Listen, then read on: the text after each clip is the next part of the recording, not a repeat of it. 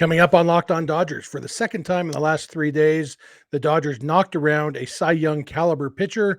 This time it was Corbin Burnes taking the loss. The Dodgers pounded the Brewers 10-1. We're going to talk all about Tony Gonsolin's great performance, the offense putting a shellacking on Burnes, and we're going to talk about the pretty bad Walker Buehler news and what that means for Buehler and the Dodgers. So let's get Locked On Dodgers. You are Locked On Dodgers, your daily Los Angeles Dodgers podcast. Part of the Locked On Podcast Network, your team every day.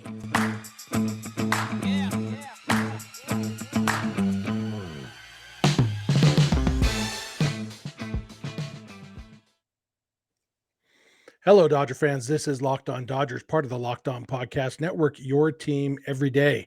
Thank you for making Locked On Dodgers your first listen every weekday morning. Remember, this show is free and available on all podcast platforms and on YouTube simply by searching for Locked On Dodgers. Or even better, go ahead and subscribe wherever you're watching or listening right now, and then you'll never miss a day because you know we're not going to. If this is your first time listening or watching, I'm Jeff Snider. That guy next to me is Vince Samperio. Vince and I are both lifelong Dodger fans, just like you are. We've also both spent time covering the Dodgers in the press box and the locker room. So we're not quite insiders, but we bring you the smart fans perspective on our boys in blue. I am back. I want to thank you all for being patient with me. I took the day off yesterday. As some of you might have heard, my mom had some medical emergency, and I appreciate all of you who reached out to me on social media.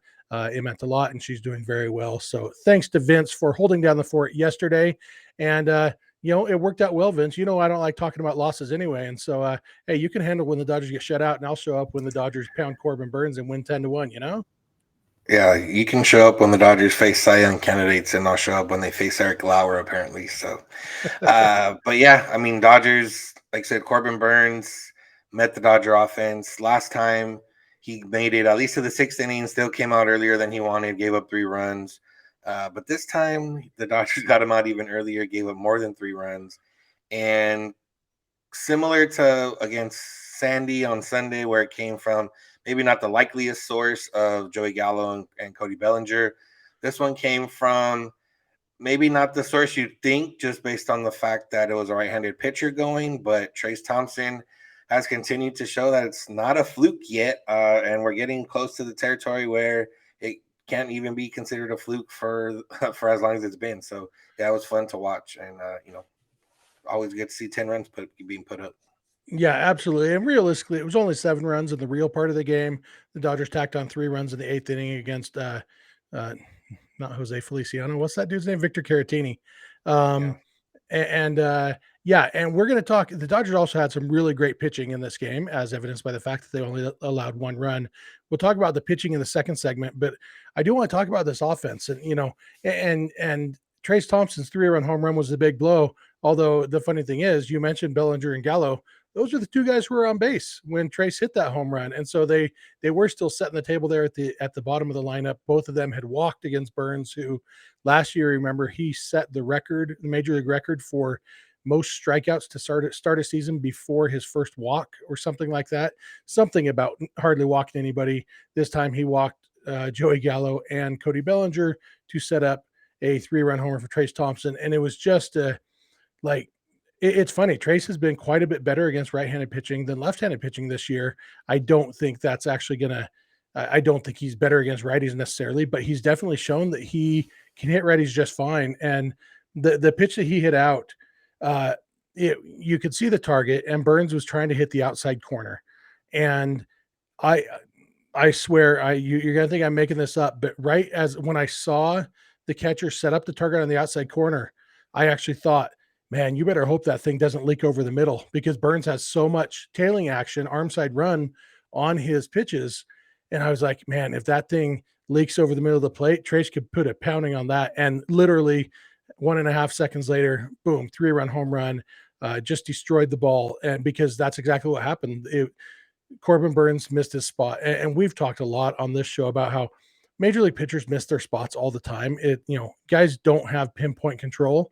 And the reason you don't notice it most of the time is because most of the time hitters don't totally capitalize on it. A lot of home runs do come on mistakes, but a lot of mistakes turn into flyouts and groundouts or, singles. This one though turned into a three-run homer, and it definitely not the two-strike pitch that Burnes meant to throw. And maybe he's thinking it's the ninth guy in the order who wasn't even supposed to be in the game because they were afraid to let him hit against me. Maybe it doesn't matter where I throw it, but yeah, Trayce Thompson has shown repeatedly that it kind of matters where you throw the ball to him. Yeah, and he's been a guy who has been able to punish mistakes. The Dodgers, I think there's an article written earlier this year about the Dodgers offense and how they're good in pretty much everything except like pitches right down the middle. And pitches right down the middle aren't always mistakes, but for the most part, you're not trying to throw it right down the middle. So it's partially mistakes. The Dodgers have definitely improved that. I'd like to see the numbers since that article came out because I feel like we're not seeing pitches down the middle get fouled off as often or missed anymore. Part of that is, Max Muncy being a lot better now because he was one of the main ones that fouled off a lot of those. But part of it's also Trayce Thompson. I mean, we've seen him. He's hit good pitches from pitchers, but he's also punished mistakes. And really, that's all you can ask for out of a hitter, especially a guy like Trayce Thompson, who is kind of a fourth outfielder at this point, had, kind of not run himself out of the league because it was a matter of he still was getting opportunities, but never quite found that magic that he had with the Dodgers the first time around. He seemingly found it again this time, and it's just a matter of can it just please stick around till October. Whether it's something, we don't know of anything that he's changed. He started the year with the Padres, didn't last that long, went to the Tigers. The Tigers were a very bad offensive team, and he still, they still didn't bring him up. He was down in the minors when the Dodgers went and got him. And whether it's something the Dodgers did, we haven't seen any of those conversations. But whatever it is, it's benefiting the Dodgers, and it's really helped out, and it's made this team a lot different than it was last year. Last year, we needed somebody to come off the bench just to make contact. This year, one of those guys that we lost last year, in Edwin Rios, is now in the minors because there's so much depth on the major league squad right now. Yeah, absolutely. Trayce now has a 920 OPS with the Dodgers in, what's it been, about 2 months since he came over. He's got 25 RBIs in 135-ish plate appearances, which, is well over 100 RBI pace over the course of a full season. He's just been outstanding. A couple more guys who've been outstanding. Mookie Betts got the scoring started, hit a leadoff double in the first inning, moved over to third on a Trey Turner ground out, and then scored on a Freddie Freeman single. That's kind of what you hope for from Mookie, setting that tone as the leadoff hitter. It seems like, I haven't actually looked it up. I should, maybe I will next time you're talking, is he seems like he's led off the game with doubles several times this year. Obviously, we know he's hit some leadoff home runs. And then, Trey and Freeman came into the game. Freddie Freeman had a one-hit lead on Trey Turner for the league lead in hits. And then Trey comes out and puts up a 3-game. Oh, sorry, Freddie. Oh, Freddie had 3 hits too. They both went 3 for 5. So Freddie still has a one-hit lead on Trey. They combined for 6 hits and 6 RBIs. Hard to go wrong with that at the top of your lineup when, Mookie Betts, that double was actually his only hit, but he also got on a strikeout one time. I don't know how he got on the other time. I can't remember, but he scored 3 runs despite only having 1 hit and no walks. Oh, he got hit by 2 pitches. That's right. So he was on base all night. And yeah, I mean, that's going to set the table. And yeah, Chris Taylor had 2 hits despite, his other 2 at bats were strikeouts. So about what we expect from Chris Taylor, except a couple hits. But yeah, really all around a good offensive effort from the Dodgers, especially considering the pitcher they were facing. Yeah, exactly. So we're going to come back in a minute. We're going to talk about Tony Gonsolin and the rest of the Dodgers pitching because it was outstanding, as you can tell by the fact that the Brewers only scored 1 run. So thank you for making Locked On Dodgers your first listen every day, and please keep it Locked On Dodgers.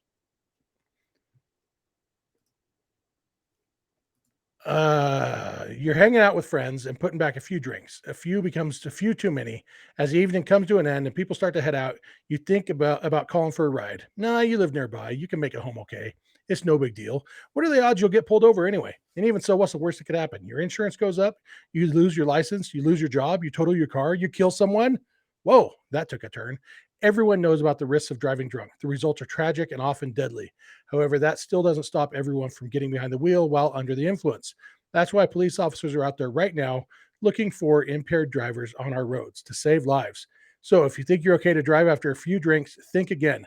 Play it safe and plan ahead to get a ride. It only takes one mistake to change your life or someone else's forever. Drive sober or get pulled over. All right, Vince, we are back to talk more about the Dodgers. We want to talk about the pitching staff. First, we want to thank all of you listeners again for making Locked On Dodgers your first listen every day. It really does mean a lot to us, and we love talking about the Dodgers with you every weekday morning. Tony Gonsolin was outstanding. He pitched 5 innings, allowed 3 hits, 2 walks, and just 1 run. In the 5th inning, allowed a run. The Brewers actually hit the ball hard a little bit throughout the night, but hit it right at guys. Or Mookie Betts made a great play in the top of the 2nd inning, I think, to save a run, maintain the lead, and end that inning. But yeah, Gonsolin, it was pretty low stress innings. He only threw, I think, 77 pitches, and in the end, he probably could have gone at least 1 more inning and maybe even 2. But as Joe Davis and Oral Hershiser pointed out on the broadcast, Gonsolin is right up there around his career high in innings pitched in a season. I think it's 2018 as a minor leaguer, he was around the spot he's at.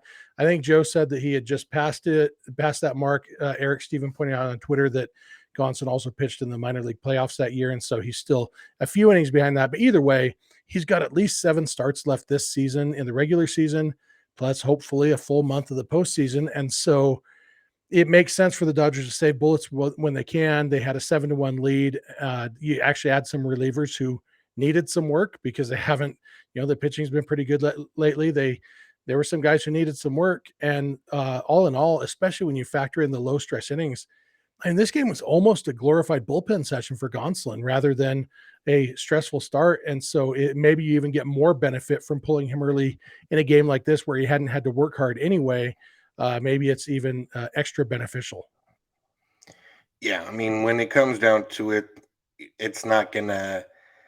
It'll help and hurt his Cy Young case because he has another start, another win, more scoreless innings, lower ERA, or win the 1 run, whatever it was. But also a matter of he just went to 5 innings. Realistically, the Dodgers aren't worried about that, so it's not that big a deal. And for Gonsolin, it's a matter of trying to steal these type of outings when they can. The Dodgers did it the night before with Julio. He was only 84 pitches, and I talked about it coming out after the 6th, but realistically, they didn't, necessarily need him to keep going. And if they could steal an inning here, steal an inning there, by the end of the season, you're stealing, 10 to 15 innings, depending on how much you're taking from every guy every time through. And it also helps you out. You don't necessarily need to go to a 6-man rotation if this is what you're going to do every time out. The Dodgers have 1 day off this week, and then they have a couple of days off in the month of September. So they'll be able to, sneak days that way as well. And it's also just a matter of, Gonsolin, not that he's a guy that works off of confidence, but in order, removing him when it's beneficial because of the score, because of how well he's pitched, and keeping him in the right mindset of having that confidence. And there's really no downside to it other than, like I said, if you're really, really honed in on the Cy Young Award, him going only 5 innings doesn't necessarily help out. But the Dodgers offense also helped him out by knocking out Sandy on Sunday, knocking out Burnes here, up in their ERAs, and solidifying his case in a different way. Yeah, and realistically, Tony Gonsolin's only argument for the Cy Young Award this year is going to be based on quality. He's not going to get the quantity that Alcantara has. He's not going to get the number of strikeouts that Corbin Burnes has. He's not going to have quantity. He's going to have quality. And so the best thing he can do is just keep going out every time and giving the Dodgers quality, whether that's for 5 innings or 7 innings. And it has been 7 innings several times this year. But Alcantara has been, 8 or 9 innings many times this year.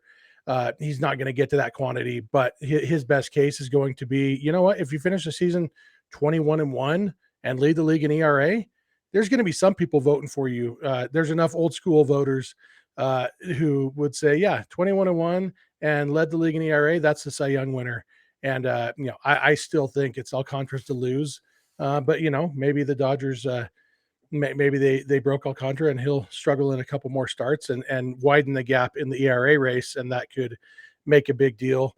The Dodgers bullpen was really good in this game too. Evan Phillips pitched an inning, actually gave up 2 deep flyouts to start the game, which combined with the deep flyout he gave up in the game the other night when he got the save, it was, I wouldn't say I'm concerned.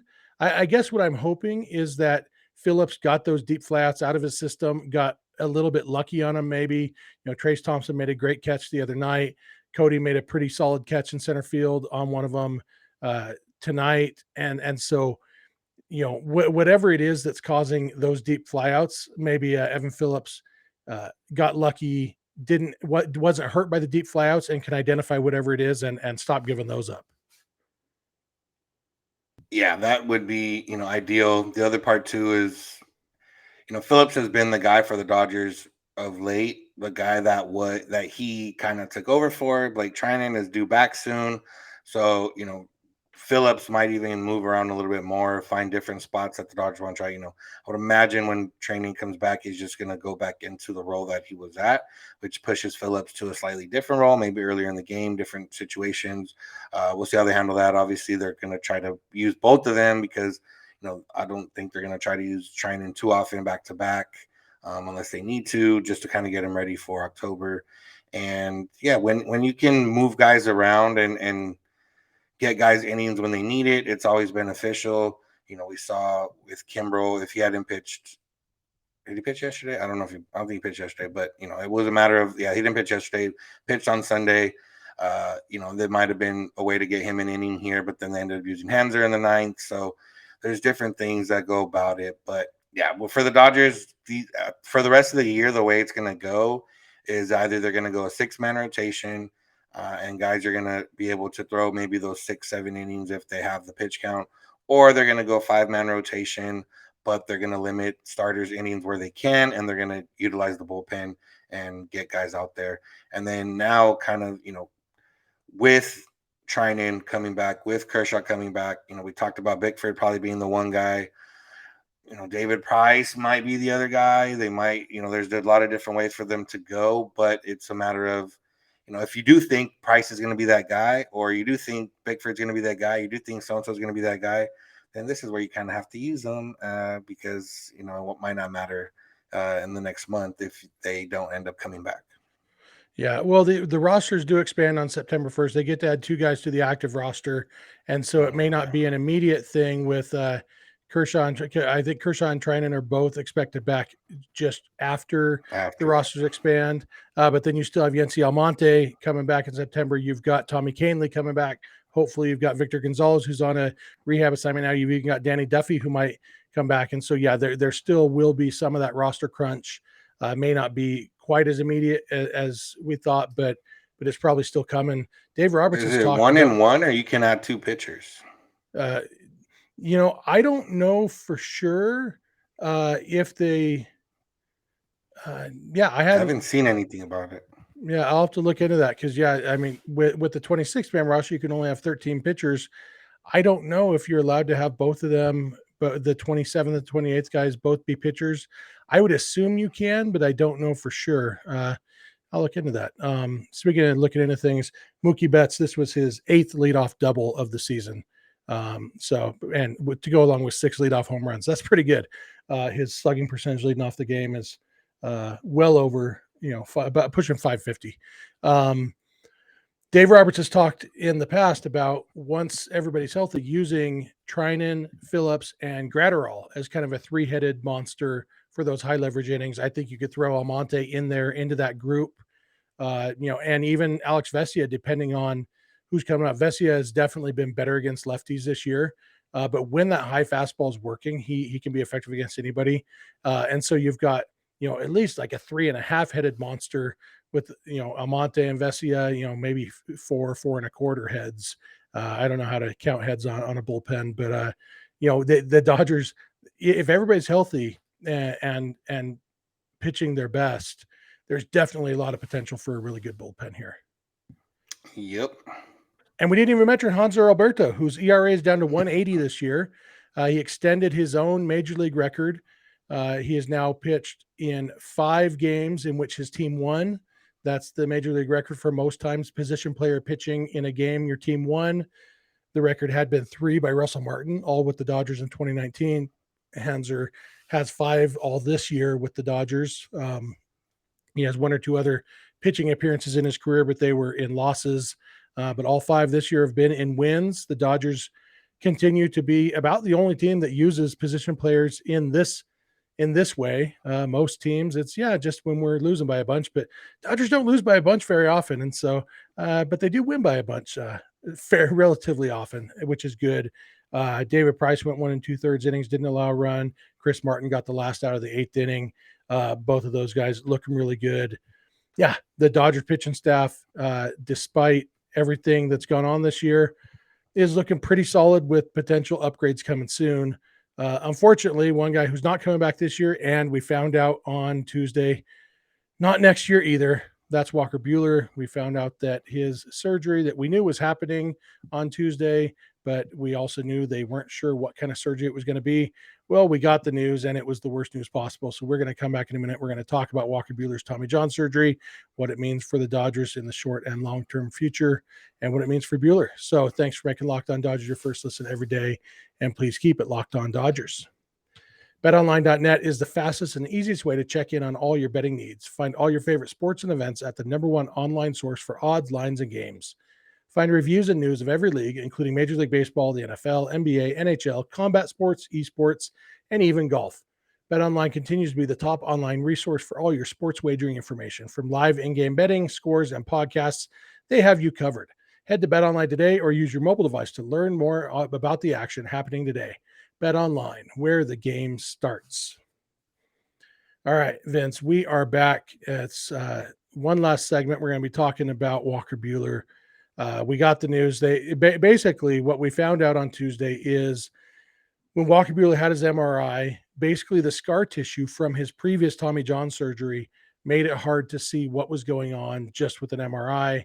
That was why they kind of didn't know which surgery they'd be doing going into this. It sounds like they had a pretty decent idea that it might be Tommy John surgery, but they didn't want to announce that until they knew for sure. But Walker Buehler actually broke the news himself on Instagram that it was Tommy John surgery. Dr. Neil Elatrash performed that surgery.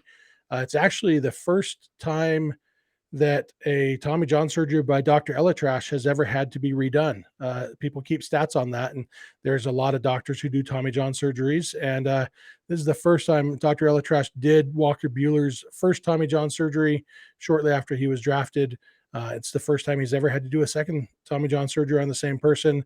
But what this means for Buehler, I also read, I think Jeff Passan, who has done a lot of research on Tommy John surgery, I think he's the one who said that recovery from the second Tommy John surgery usually takes a little bit longer. And so while the normal recovery time from Tommy John is like 12 to 15 months for a pitcher, we might add a month or so to that.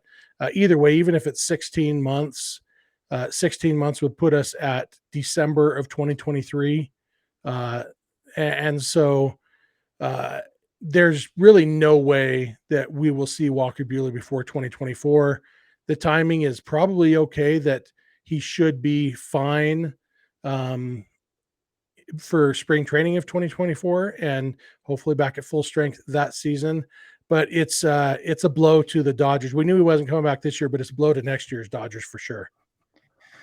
Yeah, it's tough. I mean, realistically, for me, every time I hear elbow, forearm, whatever the case, it's automatic. Okay, Tommy John. And then when you hear guys try to get the injections and everything else, you're like, yeah, you're just delaying the inevitable. With this one, we were holding out the hope that maybe it went in there and it was maybe just a cleanup or something else. He already had it cleaned up earlier, but you were hoping that's what it was. Unfortunately not. And yeah, it hurts the Dodgers this year, obviously, because they weren't getting them back, but they're able to do that. But they're also a matter for next year, and right away you get the people that are a little more negative than maybe we are, talking about, oh, see, they should have went after Luis Castillo, or see, they should have went after so and so, or Pablo Lopez, blah blah blah, and it's just like the Dodgers are still in a pretty good spot. Yes, they won't have Walker Buehler next year. Yes, Clayton Kershaw will be a free agent. Yeah, Tyler Anderson will be a free agent. Realistically, Kershaw's not going anywhere the rest of his career other than the Dodgers or retirement. We kind of learned that last year. I don't think the Rangers did anything this year to really sway him in any direction toward going that way. So it's kind of Kershaw, LA or bust for the rest of his career, I would imagine. Tyler Anderson's one where, if you're Tyler Anderson, you can chase the money if somebody gives you money. I doubt he's going to get too much. He's a little bit older, and one good year might not earn him any too much extra money. Where if you're somebody like Tyler Anderson, yeah, I think about coming back here. This is where I've had the most success. Why wouldn't I want to do that again? Run it back and maybe give the Dodgers a little bit of a discount, or try to take maybe they offer him the I'm blanking on what it's called, but maybe they offer him that or what's it called, the Qualifying 1 year offer. deal. Yeah, qualifying offer. I can think of it. But the other part too is the flip side is there's not necessarily somebody of Walker Buehler's caliber available in free agency. Justin Verlander has a player option. I don't think he's leaving, and even then, I don't know if the Dodgers go after somebody of his age, even as well as he's been pitching. Jacob deGrom has a player option. Adam Wainwright's a free agent. Kershaw, Carlos Rodon has a player option. Chris Bassett has a mutual option. Then when you get past that, it's guys like Sean Manaea, Nathan Eovaldi, Noah Syndergaard, Andrew Heaney, Jameson Tyone. There's not too much coming in free agency. The Dodgers could make a trade. The Angels might be for sale, so Shohei Ohtani might also be for sale. That's also a possibility. But it just either, it opens up a door for Bobby Miller, it opens up a door for Ryan Pepiot, and it opens up a door for the Dodgers to get maybe a little creative this offseason. So it'll be fun to see what the Dodgers do, because Andrew Friedman's always working on something and has never really let us down in terms of replacing top tier talent with more top tier talent. Yeah, absolutely. And yeah, you figure they've got Dustin May, they've got Julio, they've got Kershaw. Assuming those three guys are back, Tyler Anderson, we'll see if he's back. But even if not, you got Ryan Pepiot, who has major league experience now. And honestly, with the offense the Dodgers have, you could afford to go with Pepiot as your fifth starter and let him learn on the job. I do think, I mentioned this the other day. I really do think that there were some lessons he learned in that last start, that really, really good last start, that will help him in the big leagues, stuff to work on in the minor leagues the rest of this season. You've got Bobby Miller, you've got Gavin Stone, who has just flown through the Dodger minor league system this year. He's at AAA now. He's played at 3 different levels this year and is just flying up prospect lists. He is really, really good. You've got Michael Grove, who made 1 start this year, isn't one of their top prospects, but he's a pretty solid pitcher, could easily be a number 5 starter. So even if they just, went with the 3 with May, Julio, and Kershaw, the veterans, and then went with prospects, went with rookies in the 4th and 5th spots, the Dodgers, yeah, it's probably a step back from what they've had this year, but not a huge step back. And with their offense, I think they could get away with that. And, and I do think there's, with, Andrew Heaney and Tyler Anderson both kind of recognizing, wow, my life changed with the Dodgers. I do think there's value in that. And the Dodgers are willing to pay their guys. They're not going to cheap out on anybody. And I wouldn't be surprised to see either of those guys wanting to come back. Yeah, I mean, for regular season, they're Oh, fine. and Tony Gonsolin, they've got 4 Yeah. starters already. Yeah. With Kershaw, they got 4 guys. Man, this is no problem. Who needs Buehler? Yeah. I mean, yeah, the problem wouldn't be the regular season. Obviously, the problem would be, or not the problem, but where they would miss Buehler the most comes down to October.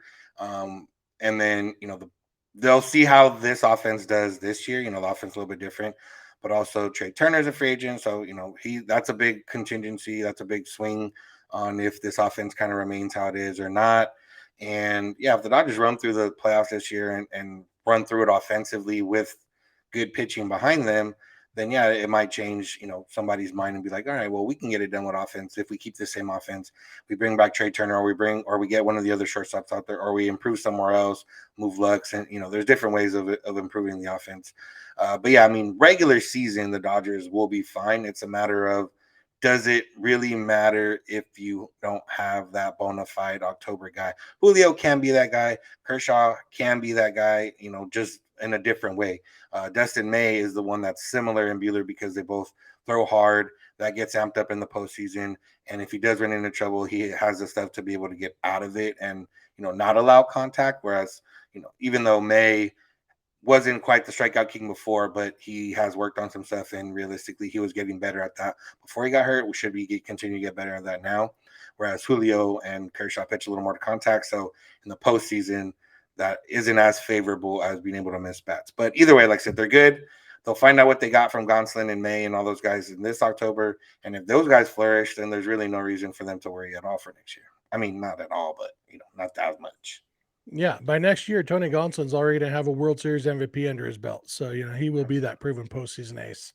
So, yeah, it's bad news. We make light of it. It's bad news for the Dodgers, bad news for Walker Buehler. But if there's any team that is equipped to handle the loss of their opening day starter for basically 2 years, it's the Dodgers. So I think they'll be okay. I think that's going to do it for today. Vince, you got anything else? Got nothing else. All right. We want to thank you all for making Locked On Dodgers your first listen every day. It always means the world to us. Now, for your second listen, check out Locked On MLB. Our buddy Sully is over there talking about all of Major League Baseball. He is old like me, so he knows a lot about baseball history. He's almost as funny as I am. He's 30% less funny than me. But he's really good at talking about baseball. So check out Locked On MLB, the #1 daily league-wide podcast on the Odyssey app, YouTube, and wherever you get podcasts. If you're not listening to or watching Locked On Dodgers every day, we would love if you add 1 or 2 days a month to your rotation. Please tell your friends and family who love the Dodgers about the show. Maybe they'll like it. You can follow us on Instagram and on Twitter at Locked On Dodgers. Vince is on Twitter at Vince Samperio. I'm on Twitter at Snydog. The DMs are open in all of those places. You can also reach out to us via email at lockedondodgers@gmail.com, or you can leave us a voicemail or shoot us a text message at 323-863-LOCK-5625. We are here every weekday morning, and we hope you'll be here with us. When you get in your car or sit on your couch, tell your smart device to play podcast Locked On Dodgers. And remember, you don't have to agree. You just have to listen. We'll talk to you tomorrow. Have a good one.